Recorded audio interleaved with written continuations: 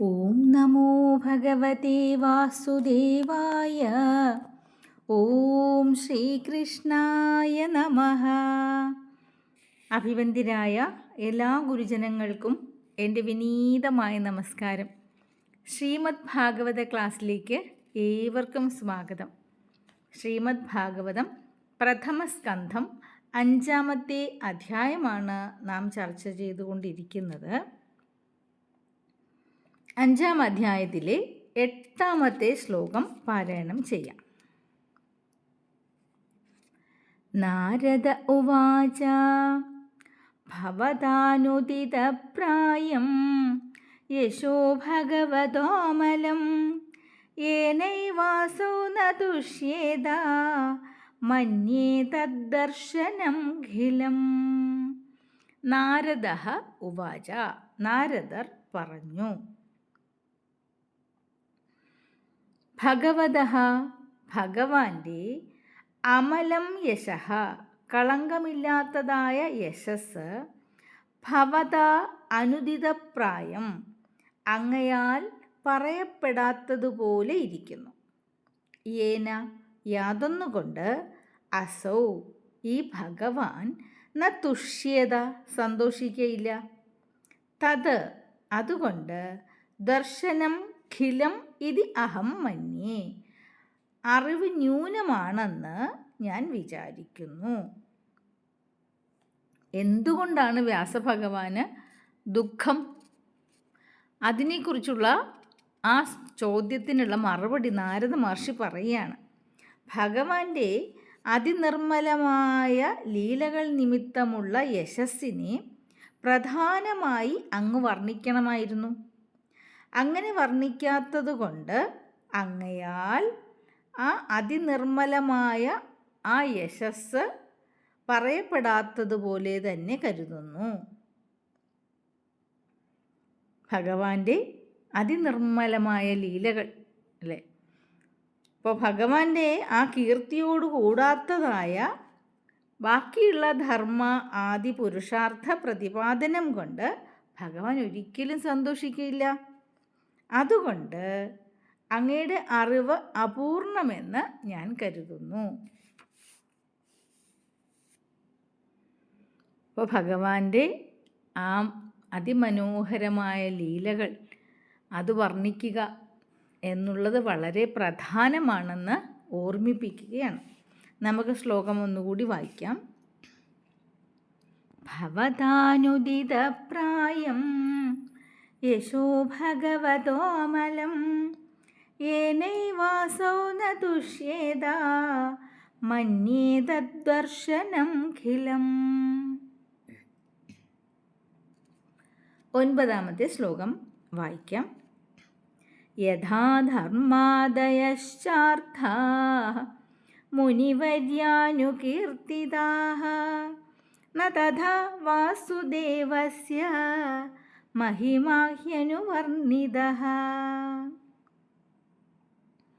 സന്ധി ചെയ്യുകയാണെങ്കിൽ ധർമാദയഃ ച അർത്ഥാഃ മുനിവർയ അനുകീർത്തിതാഃ. ഹേ മുനിവർയ, അല്ലയോ മുനിശ്രേഷ്ഠ, യഥാ എപ്രകാരം ധർമാദയഃ അർത്ഥാഃ അനുകീർത്തിതാഃ അങ്ങയാൽ ധർമ്മം മുതലായ കാര്യങ്ങൾ അനുകീർത്തിക്കപ്പെട്ടുവോ തഥാ അപ്രകാരം വാസുദേവസ്യ മഹിമ ന അനുവർണിതഃ വാസുദേവൻ്റെ മാഹാത്മ്യം വർണ്ണിക്കപ്പെട്ടില്ല.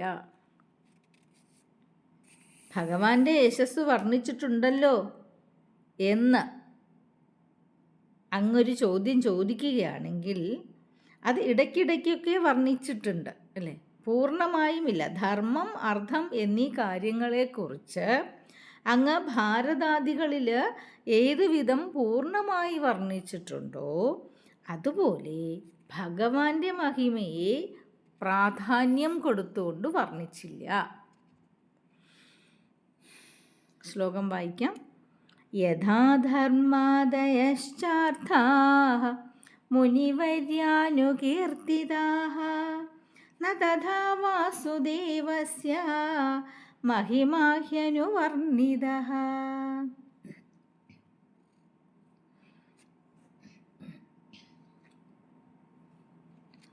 10ാമത്തെ ശ്ലോകം വായിക്കാം.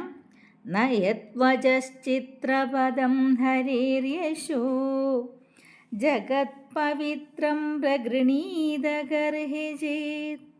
തദ്വായസം തീർത്ഥമുശന്തി മാനസാ ന യത്ര ഹംസാ നിരമന്ത്യുശിക്ഷയാ. ചിത്രപദം, ചിത്രങ്ങളായ പദങ്ങളോട് കൂടിയ, അതായത് വിചിത്രങ്ങളായ വാക്കുകളോട് കൂടിയത്. യത് വചഃ, യാതൊരു വചസ്, ജഗത് പവിത്രം, ലോകത്തെ ശുദ്ധമാക്കുന്നതായ, ഹരേഹേ യശഃ ന പ്രഗൃണീത, ശ്രീഹരിയുടെ യശസ്സിനെ നന്നായിട്ട് പറയുന്നില്ലയോ. തത്, അത്, വായസം തീർത്ഥം, കാക്കകൾക്കുള്ള തീർത്ഥമാണെന്ന് ഉശന്തി പറയുന്നു. ഉശിക്ഷയ, ആ ബ്രഹ്മം തന്നെ നിവാസസ്ഥാനമായിട്ടുള്ള മാനസാഹ, മാനസവാസികളായ ഹംസാഹ, ഹംസന്മാർ, യത്ര കർഹിജിത് ന നിരമന്തി, യാതൊന്നിൽ ഒരിക്കലും രമിക്കുന്നില്ല.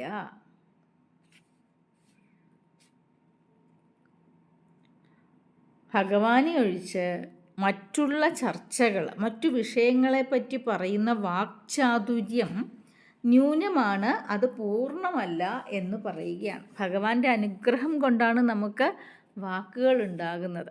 ഭഗവാന്റെ അനുഗ്രഹമാണ്. അത് ഭഗവാനെ പ്രകീർത്തിക്കുവാനാകണം, അന്യ വിഷയങ്ങൾക്ക് വേണ്ടി ആകരുത്. ഇപ്പോൾ വിചിത്രങ്ങളായ പദചാതുരിയോട് കൂടിയതായിരുന്നാലും ഏതൊരു വാക്ക് ഭക്തന്മാരുടെ സകല സങ്കടങ്ങളെയും സംഹരിച്ച് അവരെ എപ്പോഴും രക്ഷിക്കുന്ന ശ്രീഹരിയുടെ ലോകശുദ്ധികരമായ യശസ്സിനെ പറ്റി പറയാത്തതായിരിക്കുന്നുവോ അത് വിഷയങ്ങളിൽ ആഗ്രഹമുള്ള ജനങ്ങൾക്ക് രസിക്കാനുള്ളതാകയാൽ കാക്കകൾക്ക് കുളിക്കാനുള്ള തീർത്ഥങ്ങൾക്ക് സദൃശങ്ങളായിരിക്കുന്നു. എന്നാൽ സത്വഗുണപ്രധാനമായ മനസ്സോടുകൂടിയ പരമഹംസന്മാർ ആ വാക്കുകളിൽ ഒരിക്കലും രമിക്കില്ല. അവരെങ്ങനെയാണ്? അവർ എപ്പോഴും പരമാനന്ദ രസം അനുഭവിക്കുന്ന ആ ബ്രഹ്മത്തിൽ നിരന്തരം വസിച്ചു കൊണ്ടിരിക്കുന്നവരാണ്. അവർ മാനസസരസിൽ ക്രീഡിച്ച് അതിലുള്ള ആ പത്മഖണ്ഡത്തെ കൊത്തി സഞ്ചരിക്കുന്ന ആ ഹംസപക്ഷികൾ, ചെളിവെള്ളം കെട്ടി നിൽക്കുന്ന കാക്കകൾ കുളിക്കുന്ന തീർത്ഥത്തിൽ രമിക്കാത്തതുപോലെ ഭഗവാന്റെ ഗുണകീർത്തനങ്ങളെ വർണ്ണിക്കാത്തതായ വാക്കിൽ ആനന്ദിക്കില്ല. കേവലം വിഷയികൾ മാത്രം വാക്ചാതുരി നോക്കി ഭഗവാനെ പ്രാധാന്യം കൊടുക്കാത്ത വിഷയങ്ങളിൽ രമിക്കും. എന്നാൽ പരമഹംസന്മാർ ഒരിക്കലും അങ്ങനെ ഉണ്ടാവില്ല. അവർ എപ്പോഴും ആ ഭഗവാനിൽ രമിച്ചുകൊണ്ടിരിക്കുന്നവരാകയാൽ ഭഗവത്പരമായിരിക്കുന്ന വാക്കുകളിൽ മാത്രമേ അവർ ആനന്ദിക്കുകയുള്ളൂ എന്ന് ഉറപ്പിക്കുകയാണ്. ഒന്നുകൂടി ശ്ലോകം വായിക്കാം.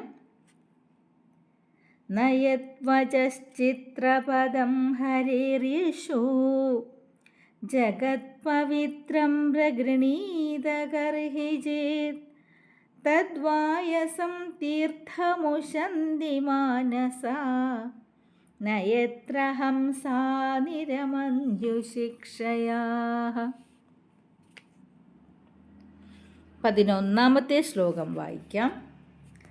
തദ്വാഗ്വിസർഗോ ജനദാഘവിപ്ലവോ യസ്മിൻ പ്രതിശ്ലോകമബദ്ധവത്യപി നാമാന്യനന്ദസ്യ യശോങ്കിതാനി യത് ശൃണ്വന്തി ഗായന്തി ഗൃണന്തി സാധവഃ. തദ് വാഗ്വിസർഗഃ, ആ വാക്പ്രയോഗം ജനതാഘ വിപ്ലവ, ജനസമൂഹത്തിൻ്റെ പാപത്തെ നശിപ്പിക്കുന്നതാകുന്നു. ശ്രീഹരേ നമ ഇത്യുച്ചൈർ മുച്യതേ സർവപാതകാത്, എല്ലാ പാപങ്ങളിൽ നിന്നും രക്ഷിക്കുന്നതാണ് ശ്രീഹരി കീർത്തനങ്ങൾ. അബദ്ധവതിയപി, അത് അബദ്ധമുള്ളതായിരുന്നാലും യസ്മിൽ പ്രതിശ്ലോകം, യാതൊന്നിലെ ശ്ലോകം തോറും യശോങ്കിതാനി, യശസ്സിനാൽ അടയാളപ്പെട്ടിരിക്കുന്ന അനന്തസ്യ നാമാനി, സാക്ഷാത് ഭഗവാന്റെ നാമങ്ങൾ ഭവിക്കുന്നു. യത് സാധവഃ ശൃണ്വന്തി, അതിനെ സജ്ജനങ്ങൾ ശ്രവിക്കുന്നു. ഗൃണന്തി പറയുന്നു, ഗായന്തി കീർത്തിക്കുന്നു. ഒരു വാക്ക് പരിശുദ്ധമാകണമെങ്കിൽ പോലും അത് ഭഗവത് പരമായിരിക്കണം, ഭഗവാന്റെ യശസ്സിനെ പ്രധാനമായി പറയുന്നതാകണം. അങ്ങനെ അബദ്ധമുള്ളതായിരുന്നാലും ഏതൊരു വാക്പ്രയോഗത്തിൽ ഭഗവാന്റെ ഭക്തവാത്സല്യാദി ഗുണങ്ങളെ പ്രകാശിപ്പിക്കുന്ന നാമങ്ങൾ അടങ്ങിയിരിക്കുന്നുവോ ആ വാക്പ്രയോഗം ജനസമൂഹത്തിൻ്റെ സകല പാപങ്ങളെയും നശിപ്പിക്കുവാൻ തക്ക പരിശുദ്ധിയുള്ളതായിരിക്കുന്നു. എന്തുകൊണ്ടങ്ങനെ? സാധുജനങ്ങൾ ആ നാമങ്ങളെ പറയുന്നയാളിനെ കേട്ടിരിക്കും. കേൾക്കാൻ ആഗ്രഹമുള്ളവരാണെങ്കിലോ ധ്യാനനിമഗ്നരായിട്ട് അവരെ പറഞ്ഞുകൊണ്ടേയിരിക്കും. ആര് കേൾക്കുന്നു? പറയുന്നയാളും കേട്ടുകൊണ്ടിരിക്കുകയാണ്. ആരുമില്ലെങ്കിൽ അവരെന്താ ചെയ്യുക? സ്വയം കീർത്തനം ചെയ്തുകൊണ്ടേയിരിക്കും. അതാണ് ഒരു ഉത്തമ ഭക്തൻ്റെ ലക്ഷണം എന്ന് നാം എപ്പോഴും പാടാറുണ്ട്. പഠന്തോ നാമാനി പ്രമദഭര സിന്ധൗ നിപതിതാഹ എന്ന് നാം പഠിച്ചിരിക്കുന്നു. ആരാണ് തൻ്റെ ജീവിതത്തെ ധന്യമാക്കുന്നത്? എപ്പോഴും ഭഗവാന്റെ നാമങ്ങളെ കീർത്തിച്ചുകൊണ്ടും ഭഗവാന്റെ രൂപത്തെ സ്മരിച്ചുകൊണ്ടും ഭഗവാന്റെ ഗുണഗണങ്ങളടങ്ങിയ കഥകളെ പറഞ്ഞുകൊണ്ടും കേട്ടുകൊണ്ടും വർത്തിക്കുന്നവൻ തന്നെയാണ് ധന്യൻ. ശ്ലോകം ഒന്നുകൂടി വായിക്കാം. തത് വാഗ്വിസർഗോ ജനതാഘ വിപ്ലവോ യസ്മിൻ പ്രതിശ്ലോകമബദ്ധവത്യപി നാമാന്യനന്തസ്യ യശോങ്കിതാനി യത് ശൃണ്വന്തി ഗായന്തി ഗൃണന്തി സാധവഃ. 12ാമത്തെ ശ്ലോകം വായിക്കാം. നൈഷ്കർമ്മ്യമപ്യച്യുതഭാവവർജിതം ന ശോഭതേ ജ്ഞാനമലം നിരഞ്ജനം കുതഃ പുനഃ ശശ്വതഭദ്രമീശ്വരേ ന ചാർപ്പിതം കർമ്മ യദപ്യകാരണം. നൈഷ്കർമ്മ്യം അപി, നിഷ്കാമതാരൂപത്തിലാണെങ്കിലും നിരഞ്ജനം അജ്ഞാനത്തെ നശിപ്പിക്കുന്നതാണെങ്കിലും ജ്ഞാനം അറിവ് അച്യുതഭാവവർജിതം അച്യുതനിൽ ഭക്തിയില്ലാത്തതാണെങ്കിൽ അലം ന ശോഭതേ ഏറ്റവും ശോഭിക്കുന്നില്ല. ശശ്വത എപ്പോഴും അഭദ്രം മംഗളകരമല്ലാത്തതായ കർമ്മവും അകാരണം കാരണമില്ലാത്തതായ കർമ്മവും ഈശ്വരേ ന ച അർപ്പിതം ഈശ്വരനിൽ അർപ്പിക്കപ്പെട്ടതല്ലെങ്കിൽ പുനഃ കുതഃ പിന്നെ പറയണമോ? ഭക്തിയില്ലാത്തതായ ഏതൊരു കർമ്മവും നിഷ്പ്രയോജനം തന്നെ എന്ന് പറയുകയാണ്. എല്ലാ സംസാര ക്ലേശങ്ങളെയും അതേപോലെ തന്നെ അതിന് കാരണമായിരിക്കുന്ന അജ്ഞാനത്തെ നീക്കം ചെയ്യുന്നതുമായ ജ്ഞാനം കൂടെ ഭഗവത് ഭക്തിയോട് ചേരാത്തതായിരുന്നാൽ ശരിയായ അനുഭവത്തെ നൽകുന്നതിന് സമർത്ഥമായി ഭവിക്കുന്നില്ല. അങ്ങനെയിരിക്കെ സാധനാകാലത്തിലും ഫലകാലത്തിലും കാമ്യരൂപമായിരിക്കിയാൽ ദുഃഖത്തിന് കാരണമായിരിക്കുന്നതും. എന്നാൽ കാമ്യവർജിതമായിരിക്കുന്നതാൽ കൂടി ആ കർമ്മം ഈശ്വരനിൽ സമർപ്പിക്കപ്പെടാത്തതാണെങ്കിൽ എങ്ങനെ ശോഭനമായ കർമ്മമായി ഭവിക്കും? അപ്പോൾ ഈശ്വരനിൽ സമർപ്പിക്കാത്തതായ ഏതു കർമ്മവും ശൂന്യമാണ് എന്ന് പറയണം. സകലത്തും ഭഗവാനിൽ സമർപ്പിച്ച് ചെയ്യുക, ഭക്തിയോടുകൂടി ചെയ്യുക. ഭക്തിയില്ലെങ്കിൽ ഒന്നിനും ഒരു വിലയുമില്ല എന്ന് പറയാം. ശ്ലോകം ഒന്നുകൂടി പാരായണം ചെയ്യാം. നൈഷ്കർമ്മ്യമപ്യച്യുതഭാവവർജിതം ന ശോഭതേ ജ്ഞാനമലം നിരഞ്ജനം കുതഃ പുനഃ ശശ്വതഭദ്രമീശ്വരേ ന ചാർപ്പിതം കർമ്മയദപ്യകാരണം. ഒരു ശ്ലോകം കൂടി നോക്കാം. 13ാമത്തെ ശ്ലോകം വായിക്കാം. അധോ മഹാഭാഗഭവാനമോഘദൃക് ശുചിശ്രവാ സത്യരഥോ ധൃതവ്രതഃ ഉരുക്രമസ്യാഖിലബന്ധമുക്തയേ സമാധിനാനുസ്മരതദ്വിചേഷ്ടിതം. അധോ അതുകൊണ്ട് മഹാഭാഗ ഹേ മഹാഭാഗ്യവാനായുള്ളവനെ അമോഘദൃക്ക് അമോഘമായ ദൃഷ്ടിയോടും ശുചിശ്രവാഹ ശുദ്ധമായ യശസ്സോടും സത്യരഥ സത്യത്തിൽ രതിയോടും ധൃതവ്രത ധരിച്ചിരിക്കുന്ന വ്രതങ്ങളോടും കൂടിയ ഭവാൻ അങ്ങ് അഖിലബന്ധമുക്തയെ എല്ലാവരുടെയും ബന്ധമുക്തിക്കായിക്കൊണ്ട് ഉരുക്രമസ്യ ഈശ്വരൻ്റെ തദവിചേഷ്ടിതം അതാത് ലീലകളെ സമാധിന അനുസ്മര സമാധി കൊണ്ട് അനുസ്മരിച്ചാലും. ഭക്തിശൂന്യമായിരിക്കുന്ന ജ്ഞാനം, ഭക്തിയില്ലാത്തതായ വാക്പ്രഭാവം, കർമ്മകൗശലം ഇതെല്ലാം വ്യർത്ഥമാണ്. അതുകൊണ്ട് ശ്രീഹരിയുടെ ചരിതത്തെ വർണ്ണിക്കൂ. യഥാർത്ഥ ദൃഷ്ടിയോടും നിർമ്മലമായ കീർത്തിയോടും സത്യത്തിൽ താൽപ്പര്യത്തോടും കൂടി വ്രതനിഷ്ഠനായിരിക്കുന്ന അവിടുന്ന് അനേകം ലീലകൾ കൊണ്ട് സൃഷ്ടിസ്ഥിതി സംഹാരാദി കർമ്മങ്ങളെ നടത്തിക്കൊണ്ടിരിക്കുന്ന ഈശ്വരൻ്റെ ഓരോവിധ ചേഷ്ടകളെയും സമാധിയിൽ കണ്ടറിഞ്ഞിട്ട് സകല ജീവികളുടെയും സംസാര നിവൃത്തിക്കായിക്കൊണ്ട് അത് വർണ്ണിക്കണം എന്ന് നാരദ മഹർഷി വ്യാസഭഗവാനോട് അരുളി ചെയ്യുകയാണ്.